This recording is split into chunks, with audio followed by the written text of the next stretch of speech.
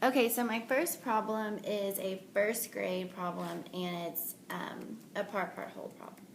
So there are 27 total students in a class. 11 of those students are girls. How many students are boys? So in order to solve this problem, we're going to take a linear approach to this problem. So we're going to use the linear model. So we're going to use different colors to help us understand the different parts compared to the whole. So first we're going to make one box to represent 27 because this is our whole total number of students in the class. Then we're going to use another color to represent the amount of girls in the class. And we know there are 11 girls in the class. So we're going to write a box underneath it and write 11 girls. And then we're going to use another color to represent the part that we do not know. And the part we do not know is boys. So we have the whole, which is 27, the part that's 11, and then the missing part, which we need to figure out. After setting it up with the linear model, we can see that the missing part is the boys that we need to find. Looking at the blocks, we can see that this part is going to be smaller than the total number of 27. So we see that this is a subtraction problem. So we're going to do 27 minus 11 girls. So we're going to use our base 10 blocks to help us do the subtraction. So we have 27. So we're going to start with the tens place, which is 2. So we know that 2 in the tens place means 20. So we're going to get 2 base 10. And then we have 7 ones in the ones place, so we're going to need 7 ones. So 1, 2, 3, 4, 5, 6, 7. So this is 27.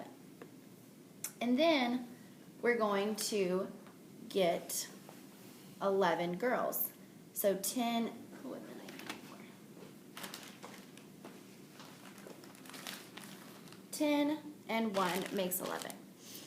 So now we're going to subtract 27 minus 11 to figure out the total number of boys in the class. So 27 minus 11, we're going to do 7 minus 1, and we get 6. And then 2 minus 1 gives us 16. So now we have 16 boys.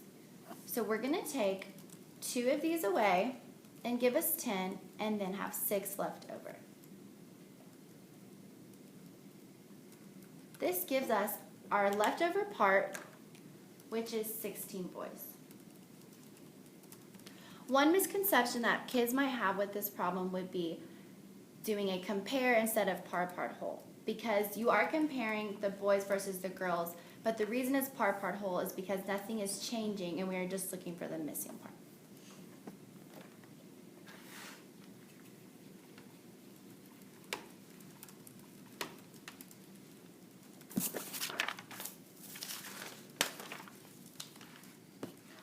My next question is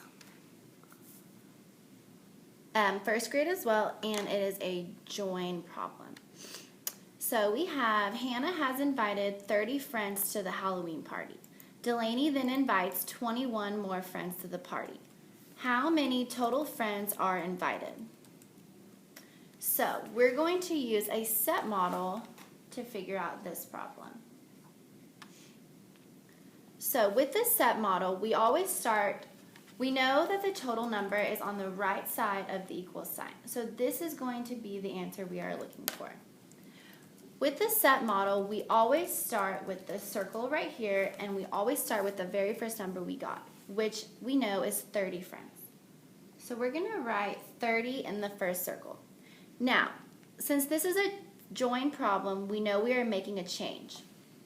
So when we make a change and we know the change is going to be more than what we started with, we're going to do an up arrow.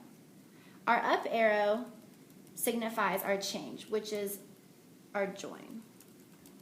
Now underneath the arrow we have another circle that's going to represent the change. The change is Delaney inviting 21 more friends. So we have 21. Since it's an up arrow, we know this is going to be an addition problem. So we need to add 30 plus 21. So let's use our base 10 blocks to help us with this. So we start with the 30.